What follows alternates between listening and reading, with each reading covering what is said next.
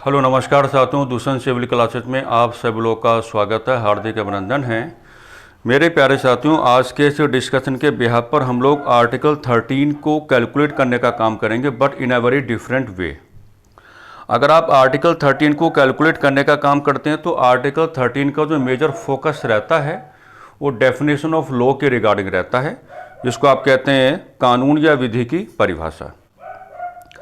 और आर्टिकल 13 आपको प्रॉपरली ये बता के चलता है कि specially regarding to fundamental rights, यानी कि मौलिक अधिकारों के संदर्भ में कानून या विधि की परिभाषा क्या होगी। जनरली जब हम लोग आर्टिकल 13 को क्लासेस में भी कैलकुलेट करने का काम करते हैं तो आप देखते हैं कि आर्टिकल 13 के जो प्रॉपर आपको 4 क्लोजेज आपको दिखाई पड़ते हैं, यानी कि आर्टिकल 13 के 4 प्रकार के खंड आपको दिखाई पड़ते हैं। आज मैं खंडों पर उतनी चर्चा नहीं करूँगा क्योंकि आर्टिकल 13 को लेकर के ऑलरेडी हमने कई बार वेरी स्पेसिफिक डिस्कशन किए हुए हैं। आज आर्टिकल 13 के अंतर्गत आपको कुछ प्रिंसिपल्स हैं जिनको डॉक्ट्राइन्स भी कहा जाता है, या कुछ सिद्धांत हैं जिनको आपको कैलकुलेट करके चलना पड़ता है। और ये कैलकुलेशन अपने आप में एक ऐसी कैलकुलेशन है कि काफ़ी इंपॉर्टेंट आपके लिए क्या है रह जाती है, राइट। तो आज का जो मेन मोटिव है वो हमारा यही है कि आर्टिकल 13 के लाइट में जो आपके मेजर 1 प्रिंसिपल्स हैं या जो आपकी मेजर 1 डॉक्ट्राइन्स हैं, आप उन्हें थोड़ा यहाँ पर क्या है कैलकुलेट करके चलें और रिगार्डिंग दिस अपने आप को क्या है वेरी पॉजिटिवली अवेयर करके चलें। देखिए आर्टिकल 13 में है क्या। अगर हम आर्टिकल 13 के आज के ऑब्जेक्टिव को कैलकुलेट करें तो मान लीजिए मैंने क्या लिखा आपके सामने, आर्टिकल 13। सपोज दैट मैंने आपको क्या दिया, आर्टिकल 13 आपको दिया, ठीक है। अब आपको आर्टिकल 13 की, जैसे मैंने आज कहा कि आपको वेरी डिफरेंट कैलकुलेशन करके चलनी है। तो देखिए आर्टिकल 13 को अगर हम बेस बनाएं अपना, तो आर्टिकल 13 में अगर मान लीजिए मैंने कहा कि डिस्कशन अबाउट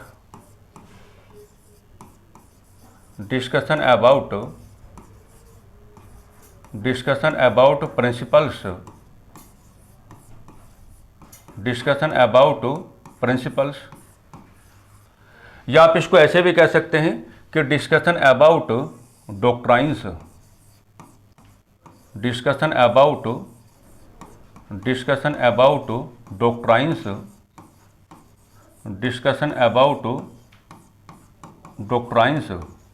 जैसे मैं आपको बता पा रहा हूं कि भारतीय संविधान के अनुच्छेद 13 में क्या है, कुछ प्रिंसिपल्स डिस्कस किए गए हैं या कुछ यहाँ पर जो आपके डॉक्ट्राइन्स हैं उनको डिस्कस किया गया है। हिंदी में आप दोनों को क्या मान के चलेंगे, सिद्धांत ही मान के चलेंगे, ओके। हिंदी में आप दोनों को क्या मान के चलेंगे, सिद्धांत ही मान के चलेंगे। अब देखिएगा यहाँ पर जो डॉक्ट्राइन्स आपको कैलकुलेट करनी है, यहाँ पर जो प्रिंसिपल्स आपको कैलकुलेट करने हैं, उनका प्रॉपर आपको क्या है क्लासिफिकेशन भी लेके चलना पड़ेगा। उनका प्रॉपर क्या है भी क्लासिफिकेशन भी आपको लेकर के चलना पड़ेगा। और जब आप इनका प्रॉपर क्लासिफिकेशन लेके चलेंगे तो एक डॉक्ट्राइन आपको क्या मिलेगा, जिसको आप कहेंगे डॉक्ट्राइन ऑफ एक्लिपिस, जिसको आप क्या कहेंगे डॉक्ट्राइन ऑफ एक्लिपिस कहा जाता है, डॉक्ट्राइन ऑफ एक्लिपिस कहा जाता है। और एक डॉक्ट्राइन जो आपको यहाँ पे मिलेगा जिसको हम क्या कहेंगे डॉक्ट्राइन ऑफ सेपरेशन भी कहा जाता है इसको, है ना। अब जो मैं लिख रहा हूँ इसको, या तो आप इसको कह सकते हैं कि डॉक्ट्राइन ऑफ सेपरेशन कह सकते हैं, या तो आप इसको क्या कह सकते हैं डॉक्ट्राइन ऑफ सेपरेशन कह सकते हैं। इन अदर वे इसको आप कैसे लिख सकते हैं, इसको आप ऐसे भी कह सकते हैं कि डॉक्ट्राइन ऑफ सेवरेबिलिटी भी इसको कहा जाता है, डॉक्ट्राइन ऑफ सेवरेबिलिटी भी इसको कहा जाता है। तो आप देख पा रहे हैं कि भारतीय संविधान का जो आर्टिकल 13 है उसके अंदर कुछ मेजर 1 प्रिंसिपल्स आपको मिलेंगे, या उसके लाइट में आपको कुछ मेजर 1 क्या है डॉक्ट्राइन्स आपको दिखाई पड़ेंगी। ये जो डॉक्ट्राइन्स हैं या जो प्रिंसिपल्स हैं, इनको जब आप लोग कैलकुलेट करने का काम करेंगे तो आप इस तरीके से कैलकुलेट करते हैं। एक को आप क्या कहते हैं डॉक्ट्राइन ऑफ एक्लिपिस कहा जाता है, और एक को क्या कहा जाता है डॉक्ट्राइन ऑफ सेपरेशन भी आप कह सकते हैं, या इन अदर वे क्या है डॉक्ट्राइन ऑफ सेवरेबिलिटी भी इसको आप क्या है कह सकते हैं। सबसे पहले तो आपको ये पता होना चाहिए कि अगर आप प्रिंसिपल्स को कैलकुलेट करना चाहते हैं या अगर आप यहाँ पर डॉक्ट्राइन्स को कैलकुलेट करना चाहते हैं तो आर्टिकल 13 को आप किस तरीके से अप्रोच करके चलेंगे, अप्रोच करने का राइट वे क्या होगा। अप्रोच करने का राइट वे क्या होगा। यहाँ पर हम आपको क्या एक रिमार्क भी देना चाहेंगे, यहाँ पर हम आपको क्या एक रिमार्क भी देना चाहेंगे कि रिगार्डिंग दीज डॉक्ट्राइन्स आपको अपने माइंड में क्या इस्टेब्लिश करके चलना है। तो यहाँ पर हम आपको क्या है रिमार्क्स भी दे करके चलेंगे। यहाँ पर आपको कैलकुलेशन करनी है, यहाँ पर आपको कैलकुलेशन करनी है। और कैलकुलेशन आपको कैसे करनी है, ग्राउंड 1 तो आप ऐसे बनाएंगे, ग्राउंड 1 बनाना पड़ेगा और एक आपको क्या बनाना पड़ेगा, यहाँ पर ग्राउंड 2 आपको बनाना पड़ेगा। एक आपको यहाँ पर क्या बनाना पड़ेगा, ग्राउंड 1 आपको बनाना पड़ेगा और एक आपको यहाँ पर क्या है मेरे प्यारे साथियों ग्राउंड 2 आपको बनाना पड़ेगा। ठीक है, हालांकि कैलकुलेट कैसे करेंगे वो मैं अभी आपको बताने वाला हूँ। ग्राउंड 1 में आपकी जो मेजर 1 कैलकुलेशन होगी वो किस ग्राउंड को लेकर होगी, आप सीधा कहेंगे before the commitment, before the commitment of Indian constitution, of Indian constitution, of Indian constitution, of Indian constitution, of Indian constitution. और सेकंड ग्राउंड जो आप यहाँ पर अपना कैलकुलेट करने का काम करेंगे, तो सेकंड ग्राउंड में जो आपकी मेजर 1 कैलकुलेशन होगी वो कैसी होगी, आफ्टर द, आपको क्या कैलकुलेट करना होगा, after the commitment, after the commitment of Indian constitution, after the commitment of Indian constitution, after the commitment of Indian constitution. तो आप देख पा रहे हैं कि पहले आप सबसे पहले आपको ये आना चाहिए कि अगर हम किसी भी आर्टिकल को किसी भी तरीके से कैलकुलेट करने का काम करेंगे तो उस आर्टिकल को हमको अप्रोच कैसे करके चलना है। अगर आपके पास अप्रोच करने का सही तरीका है तो आपकी कहानी अच्छी बनेगी, और अगर आपके पास अप्रोच करने का तरीका सही नहीं है तो आपकी कहानी थोड़ी क्या हो सकती है, नेगेटिव हो सकती है।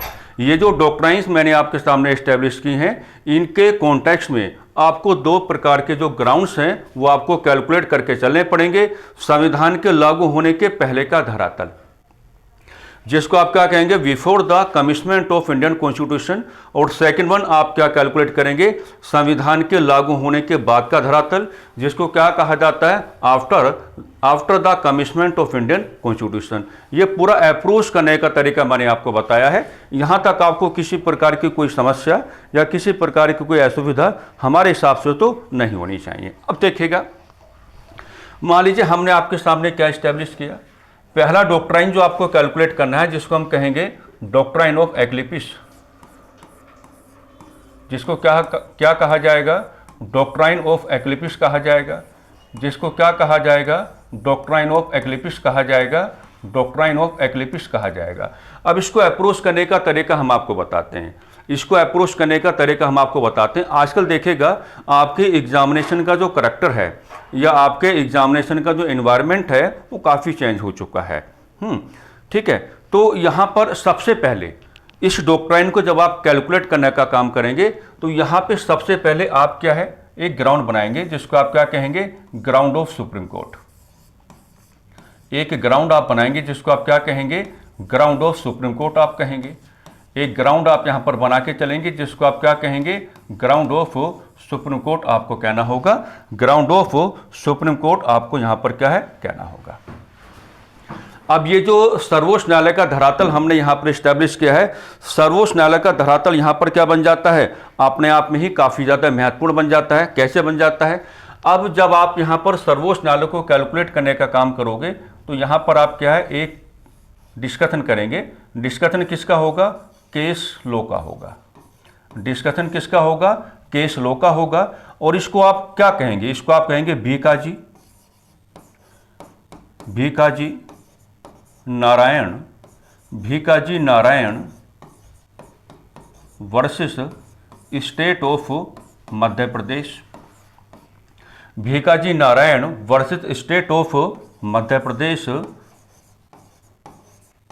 मध्य प्रदेश। बात को समझना है ना, Bhikaji Narayan versus state of Madhya Pradesh. ये आपके सामने हमने क्या स्टैब्लिश किया, एक केस लॉ स्टैब्लिश किया। अब यहां पर देखिएगा कितना इंपॉर्टेंट आपको क्वेश्चन बनेगा, वेरी वेरी मोस्ट इंपॉर्टेंट। आप यहां पर ये कह सकते हैं विदाउट एनी हेजिटेशन, एक लैंग्वेज आप बना सकते हैं through this case law, through this case law for the first time, for the first time Supreme Court gave the doctrine of eclipse,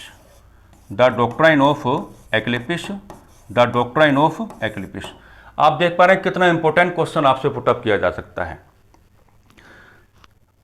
article 13 की लाइट में जो डॉक्ट्राइन ऑफ एक्लिपिस है, अगर उसके रिगार्डिंग ये क्वेश्चन आपसे पुटअप किया जाता है कि भी सर्वोच्च न्यायालय के पास ऐसा कौन सा केस लॉ है जिसके बिहाफ पर सर्वोच्च न्यायालय ने फॉर द फर्स्ट टाइम ये जो डॉक्ट्राइन है इसका इंट्रोडक्शन आपके सामने किया, तो Bhikaji Narayan versus state of Madhya Pradesh वो रेस्पेक्टिव आपका केस लॉ है जिसके बिहाफ पर सर्वोच्च न्यायालय ने इस डॉक्ट्राइन का very proper and very appropriate and very strong introduction आपके सामने किया है।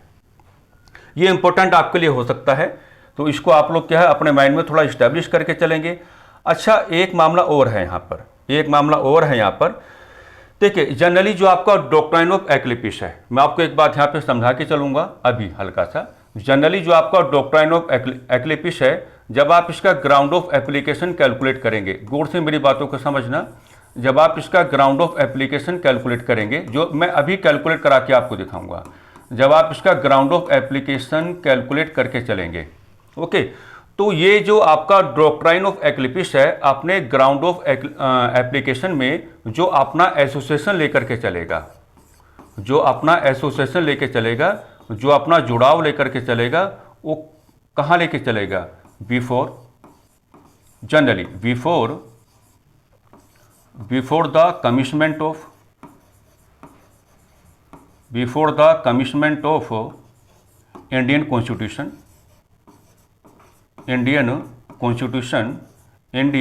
कॉन्स्टिट्यूशन, यानी कि ये जो आपका डॉक्ट्राइन ऑफ एक्लिपिस है, जब आप इसके ग्राउंड ऑफ एप्लीकेशन को कैलकुलेट करने का काम करेंगे, तो जनरली जो इसका ग्राउंड ऑफ एप्लीकेशन है, अपना जो एसोसिएशन लेकर के चलेगा, वो संविधान के लागू होने के पहले के धरातल के साथ लेके चलता है।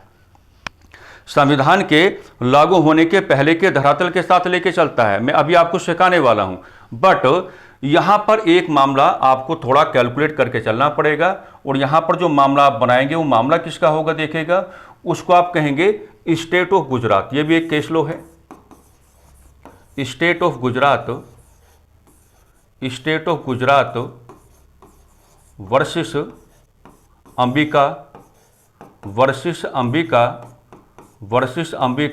Mills, state of Gujarat versus Ambika mills. ये भी आपको अपने माइंड में थोड़ा इस्टेब्लिश करके चलना पड़ेगा।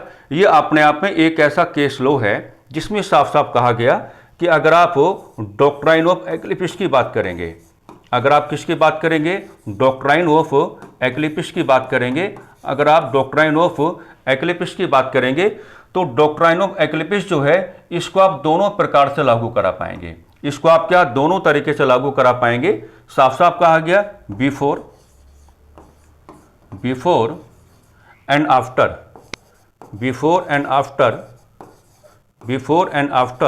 The commitment of Indian constitution,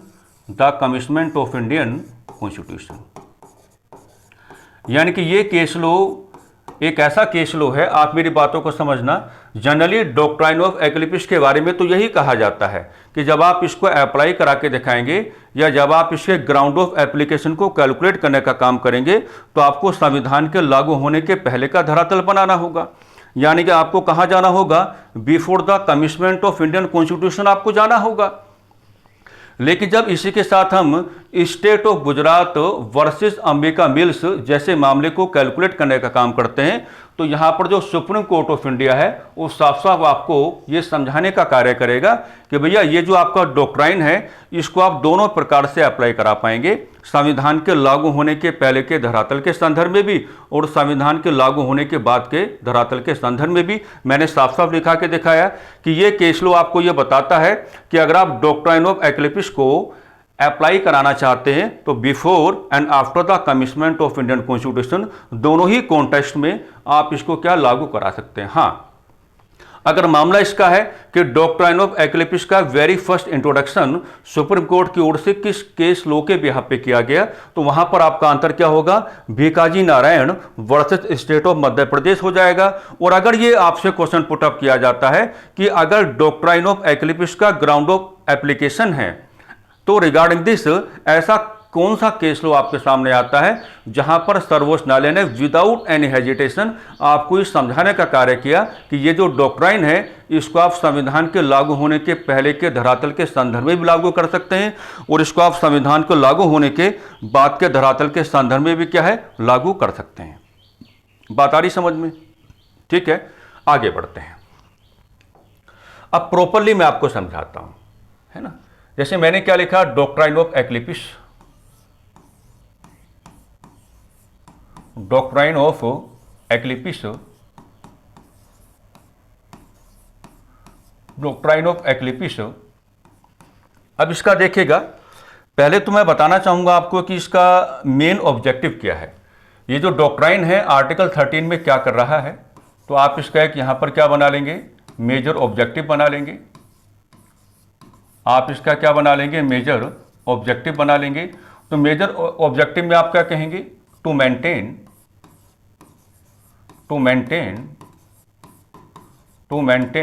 constitutional dignity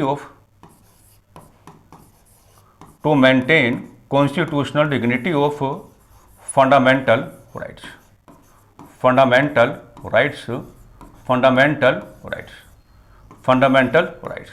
ये आपको क्या बताना है, ये जो डॉक्ट्राइन आपके सामने इसका मेन या मेजर ऑब्जेक्टिव आपको क्या बता के चलना है कि भी मौलिक अधिकारों की जो संवैधानिक गरिमा है आप उसको क्या है, इसके बिहाफ पर क्या है, बना करके रखना चाहते हैं। एक बात तो आपको ये यहां पर क्या है, कैलकुलेट करके चलना है। अब मैंने कहा कि डॉक्ट्राइन ऑफ जो एक्लिपिस है ना, इसका जनरल ग्राउंड ऑफ एप्लीकेशन क्या है। हालांकि सुप्रीम कोर्ट ने बाद में कहा, मैंने केस लॉ आपके सामने रखा कि संविधान के लागू होने के पहले के धरातल के संदर्भ में भी और संविधान के लागू होने के धरातल के संदर्भ में भी, है ना। अभी दोनों का मर्ज करके देखेंगे कि general ground of application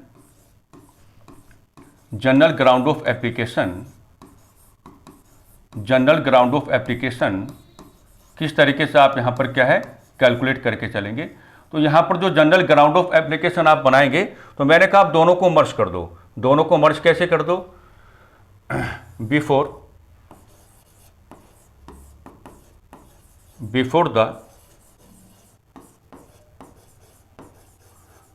the commitment of Indian constitution,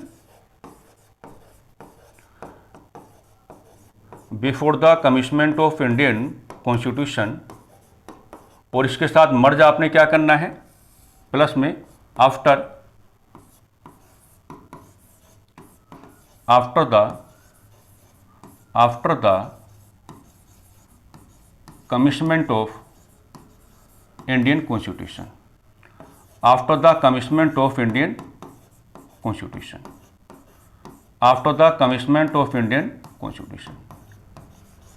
right.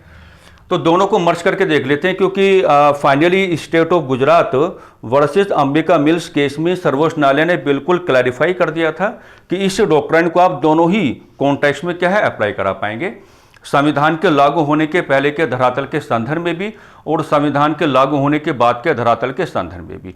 तो जब इस डॉक्ट्राइन का आप ऑब्जेक्टिव तो ऐसे लेके चलते हैं कि to maintain constitutional dignity of fundamental rights, but जब आप इसका जनरल ग्राउंड ऑफ एप्लीकेशन यहां पर कैलकुलेट करने का काम करेंगे तो दोनों ही अब according to the supreme court of India दोनों को आपको क्या है मर्ज करके चलना पड़ेगा।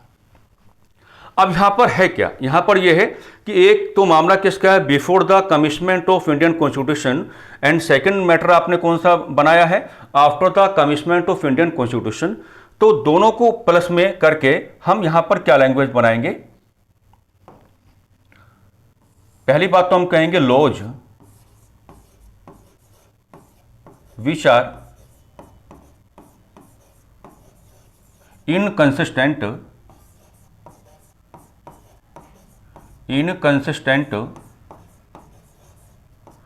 with the fundamental rights, with the fundamental rights, with the fundamental rights, with the fundamental rights, with the fundamental rights।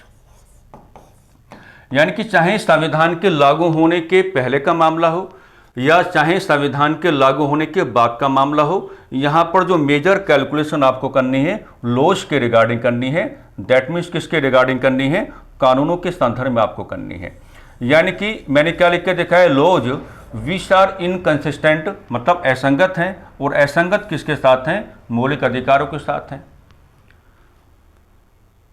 है ना। संविधान के लागू होने के पहले का धरातल यानी कि वो तमाम प्रकार के लॉज जो ब्रिटिश रूल के दौरान आपको दिखाई पड़े, है ना। And after the commitment of Indian constitution and after the independence of India, आपने उनको क्या है इंडिया में भी कैलकुलेट करने का काम किया।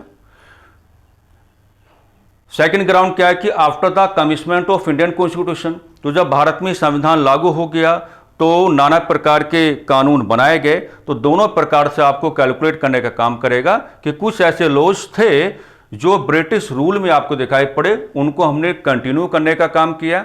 And after the independence of India, हमारी पार्लियामेंट ने डिफरेंट लॉज बनाने का काम किया। तो यहां पर जो कानून हैं वो दोनों प्रकार से आपको कैलकुलेट करके चलने हैं, पहले वाले कानून भी और बाद वाले कानून भी। और साफ साफ ये कहना है कि laws which are inconsistent with the fundamental rights, ऐसे तमाम प्रकार के कानून जो पहले के हैं या बाद के हैं, अगर वो मौलिक अधिकारों के साथ इनकंसिस्टेंट हैं, दैट मीन्स क्या है, असंगत हैं। अगर वो मौलिक अधिकारों के साथ क्या है, इनकंसिस्टेंट हैं, दैट मीन्स क्या है, असंगत हैं। तो इसका मतलब क्या हो जाएगा, इसका मतलब ये हो जाएगा कि आपको क्या अप्लाई करना पड़ेगा। आप साफ साफ कहेंगे in that sense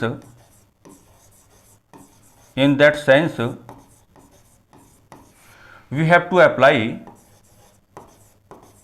in that sense we have to apply, in that sense we have to apply doctrine of Eclipse, doctrine of Eclipse, doctrine of Eclipse, doctrine of Eclipse। इस सेंस में हमें क्या है, ये जो डॉक्ट्राइन हमने आपके सामने स्टैब्लिश किया है, इसको आपको क्या है मेरे प्यारे साथियों अप्लाई करके चलना पड़ेगा, इसको अप्लाई करके चलना पड़ेगा। और ये जो प्रॉपर हम आपको बता रहे हैं, बिल्कुल आप इस बात को समझना, ये संविधान के लागू होने के पहले के मामले के संदर्भ में भी है और ये संविधान के लागू होने के बाद के मामले के संदर्भ में भी है। यानी कि लॉज को आप कैसे कैलकुलेट करके चलोगे, प्रॉपरली आपको बता दिया गया है। और ऐसे लॉज जो इनकंसिस्टेंट हो जाते हैं मौलिक अधिकारों के साथ, तो उनकी जो इनकंसिस्टेंसी है वो मौलिक अधिकारों का वायलेशन करेगी, या उनकी जो इनकंसिस्टेंसी है वो मौलिक अधिकारों पर निगेटिव इम्पैक्ट लेकर के आएगी। तो आपको इसको थोड़ा रिजोल्व करके चलना पड़ेगा, या आपको इसको थोड़ा टैकल करके चलना पड़ेगा।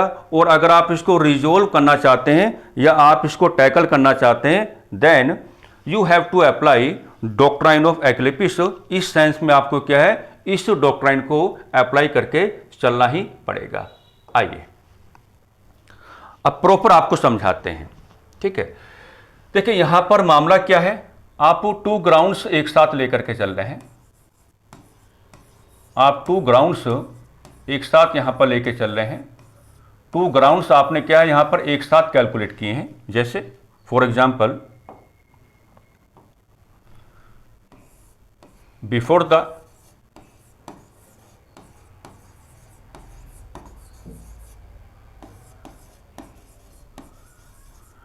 The commitment of Indian constitution, before the commitment of Indian constitution. And second one आपने क्या देखा प्लस में,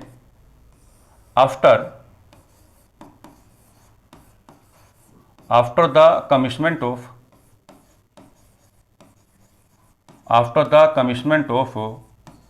Indian constitution, after the commitment of Indian constitution, after the commitment of Indian constitution. ठीक है, प्रॉपरली आपने क्या लिखा, प्रॉपरली आपने क्या बताया, laws which are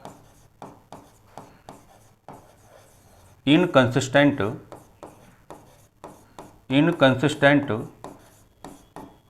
with the fundamental rights, with the fundamental rights, with the fundamental rights, with the fundamental rights,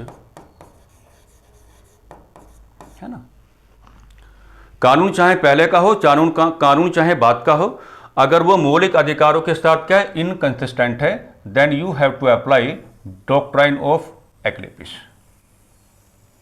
तब आपको क्या है, इस डॉक्ट्राइन को अप्लाई करके चलना पड़ेगा।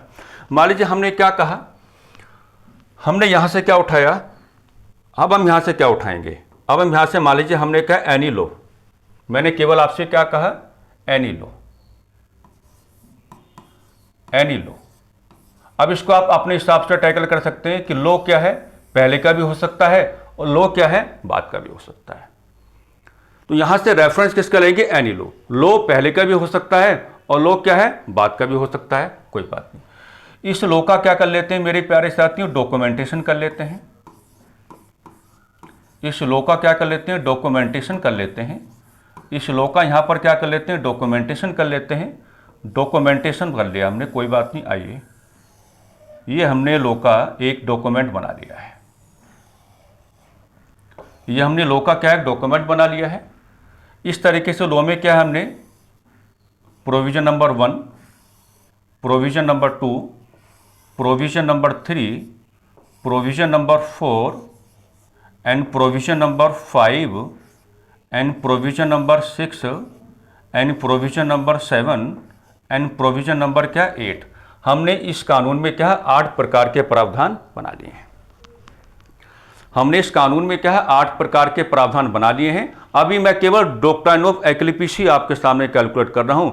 डॉक्ट्राइन ऑफ सेपरेशन अलग मुद्दा है या डॉक्ट्राइन ऑफ सेवरेबिलिटी अलग मुद्दा है, उसका देखने का तरीका अलग है, उसको अप्रोच करने का तरीका क्या अलग है। ठीक है, अब मैं फिर वही कहूंगा कि कानून आप, मैंने इसलिए लिखा एनी लो। एनी लो का मतलब क्या है कि कानून कहीं भी जा सकता है, कानून आप कहीं भी ले सकते हैं। कानून आपका बिफोर का भी हो सकता है और कानून क्या है आपका आफ्टर का भी हो सकता है। बिफोर एंड आफ्टर आप कहीं से भी इस चीज को उठा सकते हैं, लेकिन ग्राउंड आपको क्या बनाना पड़ेगा कि लो क्या होना चाहिए, इनकंसिस्टेंट होना चाहिए। और किसके साथ होना चाहिए, विद द फंडामेंटल राइट्स। तो अगर ये जो प्रावधान है, ऑल प्रोविजंस हैं, अगर यहां पर हम लैंग्वेज बनाएं और लैंग्वेज बना करके ये आपको कैलकुलेट कराएं कि all provisions of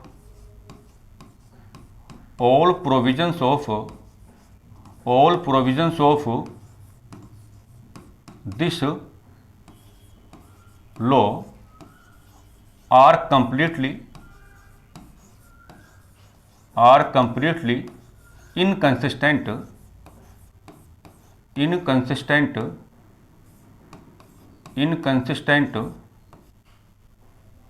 with the fundamental rights, inconsistent with the fundamental right,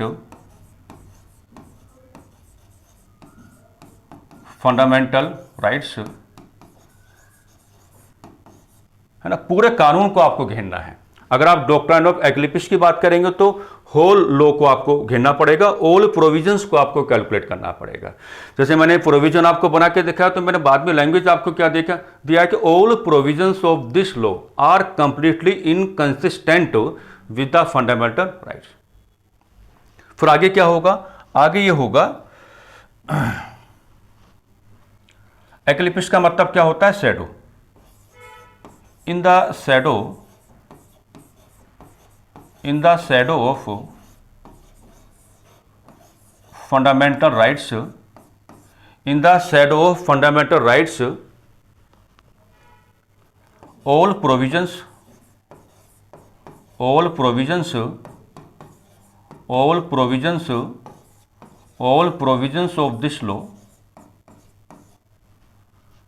all provisions of this law became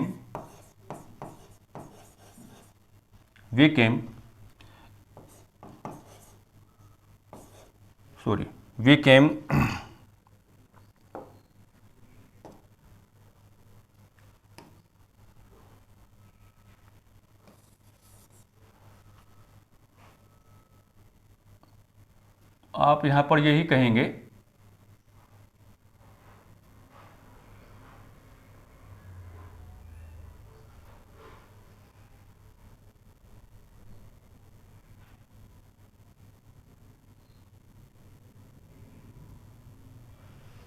है ना, आप यहां पर यही कहेंगे all provisions of this law became wide.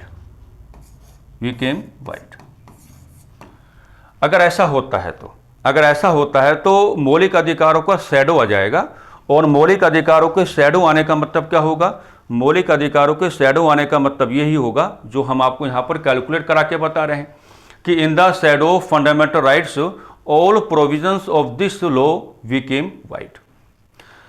यानी कि इस कानून के जो प्रावधान हैं वो उनको आप क्या ऑपरेशन में नहीं ला सकते, उनको आप क्या है अप्लाई नहीं कर सकते। तो डॉक्ट्राइन ऑफ एक्लिपिस का मतलब क्या हो जाता है कि एक प्रकार का ग्रहण लग जाना, और ग्रहण किसकी ओर से आप लेके आएंगे, specially on the behalf of fundamental rights. तो इस तरीके से आप इस पूरे मामले को लेकर के चलते हैं। और इन फ्यूचर हम ये भी आपको बता रहे हैं कि इन फ्यूचर अगर किसी भी पार्लियामेंट्री एक्शन के बिहाफ पर गौर करना, इन फ्यूचर अगर किसी भी पार्लियामेंट्री एक्शन के बिहाफ पर ऐसे किसी लॉ में क्या होता है, चेंज होता है, और चेंज होने के बाद इस लॉ की जो इनकंसिस्टेंसी है वो अगर मौलिक अधिकारों के साथ हट जाती है, तो इस लॉ को आप क्या है ऑपरेशन में ला सकते हैं, या इस लॉ को आप क्या है लागू कर सकते हैं, या इस लॉ के ऊपर से क्या है मौलिक अधिकारों का जो शैडो है वो अपने आप ही क्या है हट जाता है। ये भी इसमें बात कही जाती है। यानी कि अगर इन फ्यूचर किसी भी पार्लियामेंट्री एक्शन के बिहाफ पर, मैंने क्या कहा, अगर इन फ्यूचर किसी भी पार्लियामेंट्री एक्शन के बिहाफ पर ऐसे किसी भी कानून में अगर स्ट्रक्चरल चेंजेस किए जाते हैं, and after those structural changes जो इस कानून की मौलिक अधिकारों के साथ इनकंसिस्टेंसी है, अगर वो क्या हो जाती है हट जाती है, तो मौलिक अधिकारों का शैडो भी क्या होगा हट जाएगा, और ऐसा कानून अपने आप ही क्या हो जाएगा ऑपरेशन में आ जाएगा, या ऐसा कानून अपने आप ही क्या हो जाएगा इंप्लीमेंट किए जाने का विषय बन जाएगा, ठीक है। तो मैंने कुछ बातें आपके सामने रखी हैं, और इसी में जो आपका डॉक्ट्राइन ऑफ सेवरेबिलिटी है या जो आपका डॉक्ट्राइन ऑफ सेपरेशन है उसको मैं कल की क्लास के बिहाफ पे आपके सामने रखूंगा, ठीक है। आज जिस तरीके से मैंने आर्टिकल 13 को अप्रोच करना आपको सिखाया, ये बातें आपके लिए क्या है प्रॉपर एग्जामिनेशन ओरिएंटेड हैं, और यहाँ एक ही डॉक्ट्राइन मैंने आपके सामने रखा है। हालांकि दो प्रकार की जो डॉक्ट्राइन्स हैं आपको कैलकुलेट करके चलना है, लेकिन जो डॉक्ट्राइन ऑफ एक्लिपिस है इसके रिगार्डिंग अगर आप इतनी बातें अपने आप को समझा पाते हैं या अपने माइंड में इस्टेब्लिश करा पाते हैं, तो आपका ग्राउंड प्रॉपर एग्जामिनेशन ओरिएंटेड रहेगा। आपको परेशानी में आने की कोई भी आवश्यकता नहीं है, आप खुद देख सकते हैं। हर चीज़ मैंने आपको यहाँ पर क्या है समझा दी है, हर चीज़, इवन केस लॉ जो आपके हैं वो भी मैंने आपको यहाँ पर समझा दिए हैं, और जो राइट वे टू अप्रोच है वो भी आपके सामने क्या हमने यहाँ पर क्या है रख दी है। तो बाकी कल आपसे मुलाकात होगी, इसी का जो डॉक्ट्राइन ऑफ सेपरेशन है या जो आपका डॉक्ट्राइन ऑफ सेवरेबिलिटी है उसको हम लोग कैलकुलेट करेंगे, ठीक है। और उसी में आपका जुडिशल रिव्यू का जो प्रिंसिपल है वो भी अपने आप में क्या है एड ऑन होकर काम करेगा। तो आर्टिकल 13 को थोड़ा डिफरेंट वे में मैं आपके सामने रखना चाह रहा था। इस तरीके से कैलकुलेशन क्या है आपके सामने रखी गई है। कुल मिलाकर के आप इसके साथ अपना वेरी डीप एसोसिएशन करेंगे और अपने आप को जो मेजर वन बेनिफिट्स हैं वो आप अपने आप को देने का काम करेंगे। नमस्कार, धन्यवाद।